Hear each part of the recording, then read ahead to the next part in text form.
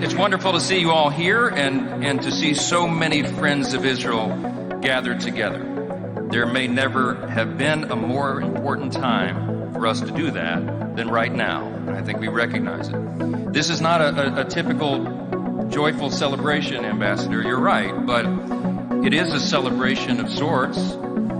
Tonight we celebrate 76 years of thriving democracy, of course. 76 years of freedom, embraced in a region where it has long been shunned. 76 years of Jewish progress in spite of threats and opposition from those who would seek to return the Middle East to the Middle Ages. But tonight, we celebrate more than just 76 years of achievement. We celebrate the fulfillment of promises made millennia ago. Promises made to Abraham, Isaac, and Jacob. Promises that survived Babylonian exile, Islamic caliphates, and the Nazi Holocaust. After years of homelessness and persecution, in May 1948, a new nation was born, based on the precepts of liberty and justice and peace taught by the Hebrew prophets. Through the hard work of men like Theodore Herzl, the Zionist dream has become a reality. And tonight, we gather as Christians and Jews and people of all faiths. We gather as those committed to belief that the Jewish people deserve to live safely in their ancestral and spiritual homeland.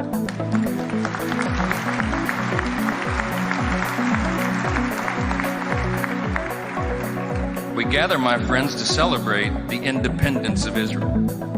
As Americans, we're proud of the fact that it took our President Truman just 11 minutes, famously, to recognize Israel's independence on behalf of the American people. That's right. And since then, there have been countless achievements in our special relationship that merit our reflection. Among them, recently, America led the world and moved our embassy to Jerusalem, where it always belonged. That's right. Of course, we all know the U.S. and Israel have partnered in military efforts and freely exchanged our goods and collaborated on our innovations. And through the historic Abraham Accords, our countries have made progress towards peace, such that from Darfur to Dubai, former enemies of Israel have now become friends. But we know that our ties run deeper than just treaties and trade agreements. My friends, we are bound by the same foundational beliefs. We're strung together by the same psalms, and we celebrate together the unique Judeo-Christian heritage of our own republic, this grand experiment in self-governance, this one nation under God. Sadly, since the massacre of October 7th, we have seen an alarming increase in the dark forces of anti-Semitism and terror and oppression. Let me say this as clearly as we can. We will not and we cannot allow the darkness to prevail. We will not do it.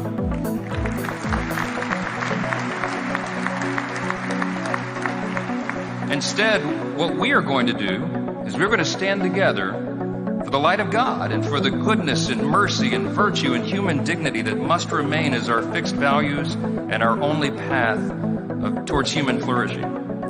And we will be reminded of the comforting words of Psalm 37 that reminds us that evildoers will soon wither away like grass, and those who hope in the Lord will inherit the promised land. We don't go around the valley of the shadow of death. I'm always struck that the psalmist says, with God's help, we go through the valley of the shadow of death. We are fearless. And we have stood together and prevailed in other times of darkness. A couple of weeks ago, I had occasion to travel to Ground Zero to commemorate the tragic loss of life on September 11, 2001 on our own shores. In those days, as terrorists tried to melt the steel of the American spirit, you know who was there standing with us? Israel was there. Following the attacks, Israel, that's right.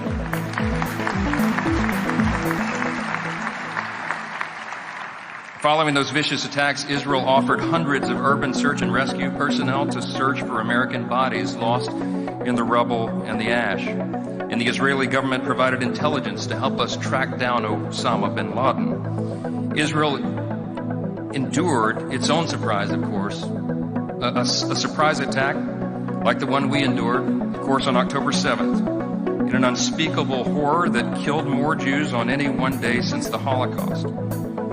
Those terrorists continue still to wage war and launch rockets against Israel as they seek to destroy the shared principles of our civilization.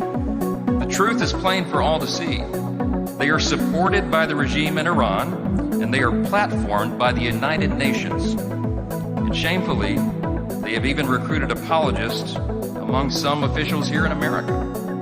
Some leaders who have previously been proud to stand with Israel, and even some who have made statements of solidarity following October 7th, have suddenly begun to backpedal on that support. On one day they tell us that we can give no safe harbor to hate, but on the next they demand that Israel must give safe harbor to Hamas. They tell us they support Israel, but they give cover to anti-Semitism. This is no time for equivocation. We have to speak with clarity and conviction and consistency unlike never before.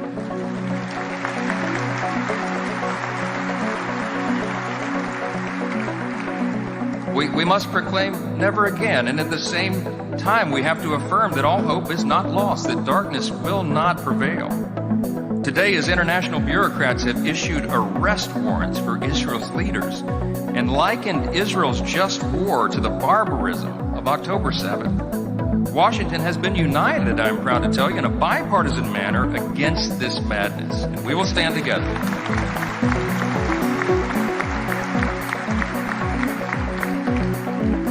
In 1975, when the United Nations declared Zionism to be a form of racism, Daniel Patrick Moynihan boldly declared his quote. He said, "Before the world, the U.S. does not acknowledge and will not abide by and will never acquiesce to this infamous act," unquote. We need that same resolve and moral clarity today.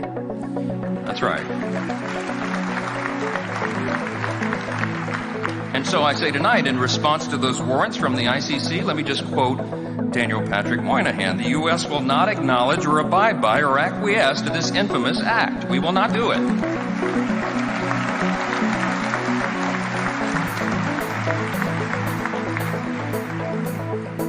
I was elected Speaker of the House less than 20 days after the horrible attack, the massacre on October 7th. Congress had been shut down for 3 weeks, and we were incapacitated as a body. The very first act that I brought to the floor as the Speaker of the House was the resolution to stand with Israel and condemn the attacks of October 7th.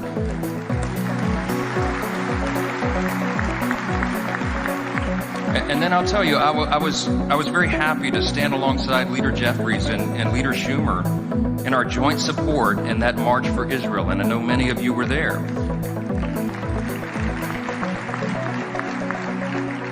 I was proud that just days after the watershed attacks by Iran on Israel, Congress was able to finally come together and deliver billions in the Israel Security Supplemental Assistance Act. And we did that together.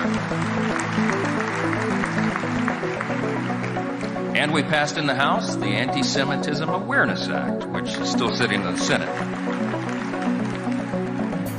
And as some leaders have now sought to withhold vital weapons to Israel, the House, on a bipartisan basis, sent a clear message of solidarity to compel the delivery of defense weapons to Israel without delay as they fight for their very existence.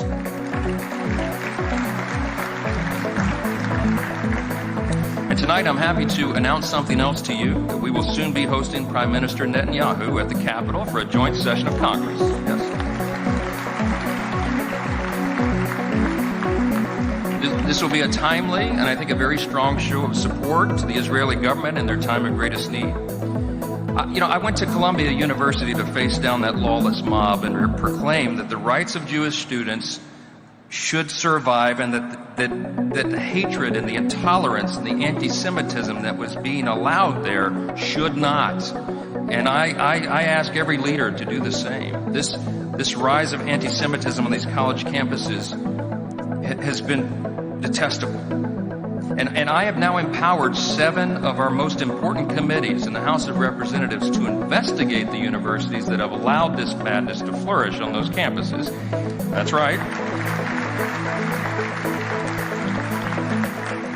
You're probably aware that these universities get billions of taxpayer dollars on an annual basis, and I don't believe they deserve it if they can't stand for the basic fundamental freedoms of their students.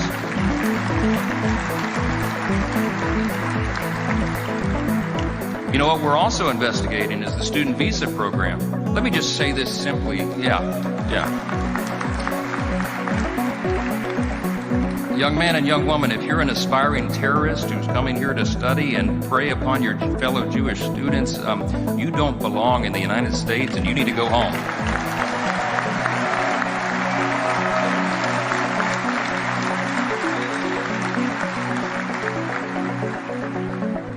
I don't want to speak too long tonight. I just want to say this simply, that we have to make clear that in these trying times, as our enemies surround us and as terror threatens the promised land, Israel does not face its enemies alone. The Jewish people will never be alone. We will stand with them.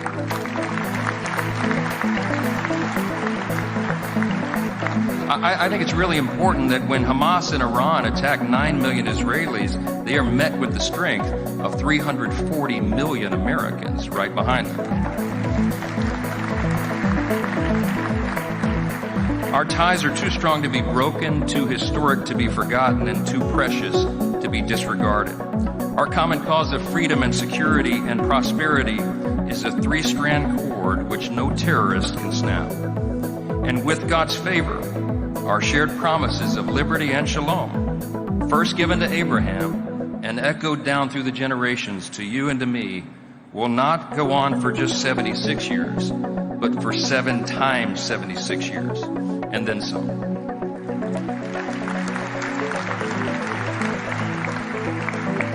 From the east to the west, our nations will proclaim the promise of freedom for the captives of tyranny, peace to the victims of terror, and security in a land where liberty will never end. May God bless you.